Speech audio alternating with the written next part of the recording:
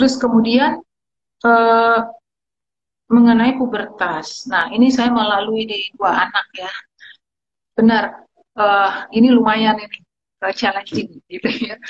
Challengingnya kenapa? Karena satu, kebanyakan anak-anak seperti ini kan ada anak laki. Ya, anak berkebutuhan khusus itu persentasenya lebih besar di anak laki. Anak laki, mohon maaf, genitalnya itu ada di luar, beda dengan anak perempuan. Ya, karena ada di luar, jadi dia mudah sekali terangsang. Ya, nah kita perhatikan perilaku-perilaku ketika dia mulai pubertas adalah dia mulai sering memegang alat kelaminnya. Sebenarnya ini nggak hanya dilakukan oleh anak-anak ABK ya, anak tipikal juga begitu. Gitu. Cuman masalahnya anak ABK bisa melakukannya dimanapun. Dia nggak tahu kalau dia lagi ada di tempat umum, gitu kan. Jadi memang ini butuh benar-benar orang tua yang terus-menerus ngomong sama dia.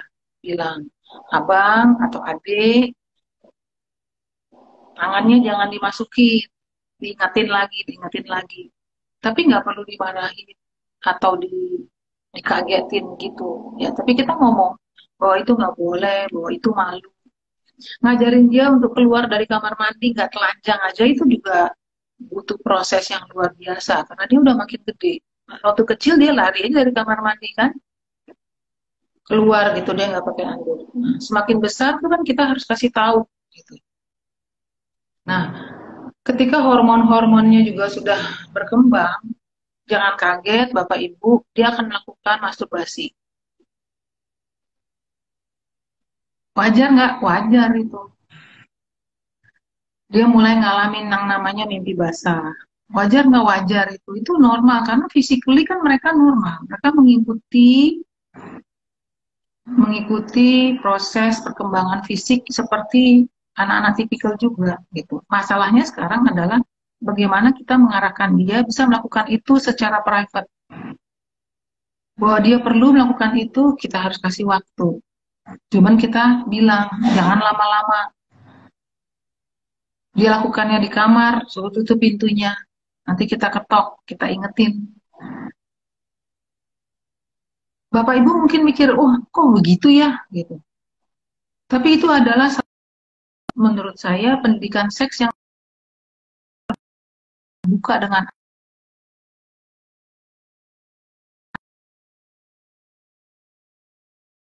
reaksi anak gitu ya, dan bagaimana kita menyikapinya.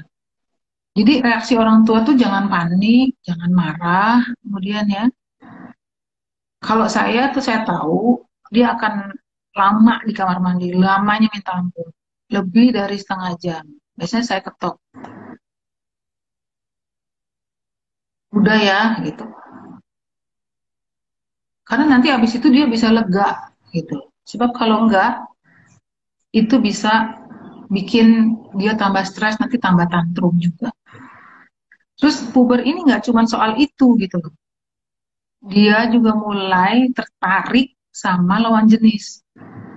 Kejadian juga itu di sekolah ngejar-ngejar gitu.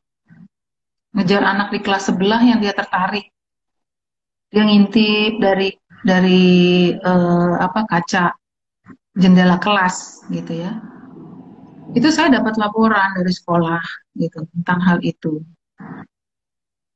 Terus sekarang kan ada sosmed ya. Nah, anak saya tuh mulai punya sosmed. Dia mulai cari. Dia cari itu perempuan yang dia taksir itu di mana. Dia cari tahu rumahnya di mana. Naik sepeda dia ke sana.